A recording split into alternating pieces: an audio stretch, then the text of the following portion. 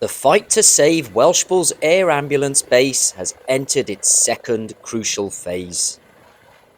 The charity dropped a bombshell last year when it said it would consider closing its Welshpool and Carnarvon bases in favour of centralising at a new base in North East Wales. They shared questionable data that it would lead to more life-saving missions across Mid and North Wales.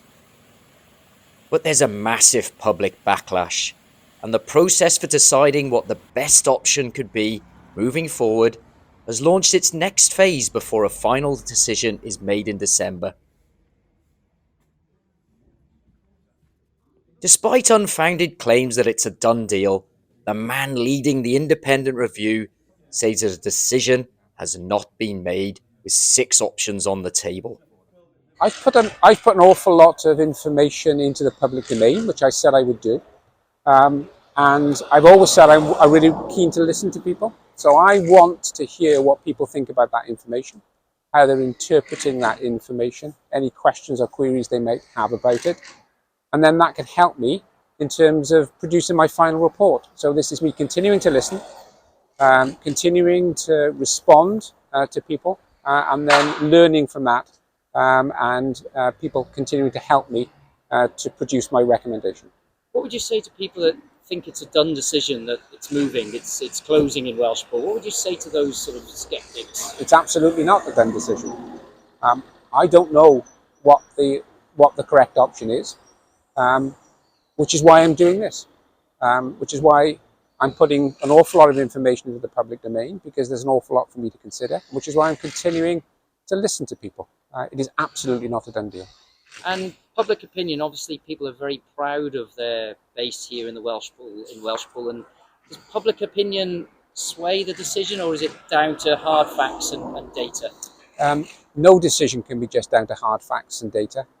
What I've said is that there are 5 factors that I need to take into account, and information that I receive from the public views are really important in that. So this isn't just a data-driven exercise, absolutely not. An open drop-in session at the town hall last week, followed by a public meeting held up at the high school, gave residents the chance to quiz Mr. Harry and his team, who were left with no doubt of the strength of local feeling. It's not only Welshpool, it's the whole area of Mid Wales. Right? And the service they give us is second to none. Take it away, and it will, I'm sorry to say, it will cause deaths in this area. I think as far as the information that's come out, I think what's absolutely clear is that there's nothing in the data that justifies a move. So if there is a move, then I think there needs to be an explanation as to what those reasons might be. But I think there's also a need to have a broader debate about the air ambulance and the use of the air ambulance across Wales, and the balance between the charity and Welsh Government and where that sits.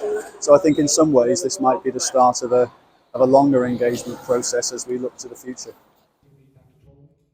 But after a long year of fighting, campaign fatigue seems to be seeping in, and local politicians have put aside their differences to encourage the area to unite for one common cause.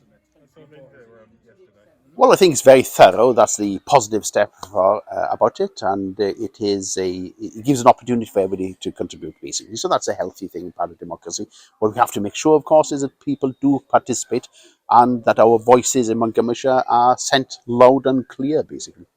Now, you've been very vocal in some of your thoughts on what you'd like to see happen, and you were quite heartened by one of the options that was of the 6. What are your feelings now going into the second round of engagement, having seen that on the agenda and moving forward? Well, I think it's a major step forward. I think at last they are taking that option 6C as it's listed seriously. And I have no doubt that will be the best thing for Welshpool and Carnarvon and the rest of Mid Wales, basically. So what we need to do is united, whatever political background somebody comes from, basically, around that option, and make sure that we keep the services here in Mid Wales. And 6C is what? Tell us what 6C Well, basically, option is. 6C is keeping Welshpool, keeping Carnarvon, but having split shifts between them. So you have the extended hours of coverage. but also then an extra RRV, or Rapid Response Vehicle, based in North East Wales. So serves the problem basically they have of lack of ability to respond to incidents in that part of Wales. Should the decision be to shut Welshpool and Carnarvon and move it to Rutland, how damaging is that for Mid Wales, for rural Mid Wales? Well, what these reports and studies they've done over the summer highlight basically is that the response rates will be less, but also in particular for Ceredigion, Gwynedd, and large part of Montgomeryshire, it will be the numbers of incidences will be lower, and the response times will be worse also. So it is imperative basically for the deep rural areas of Mid Wales that the service is kept and based at Welshpool and not at Rhuddlan. Mr. Harry said that a final decision is expected before the end of the year, but we all hope that our life-saving service won't be going anywhere.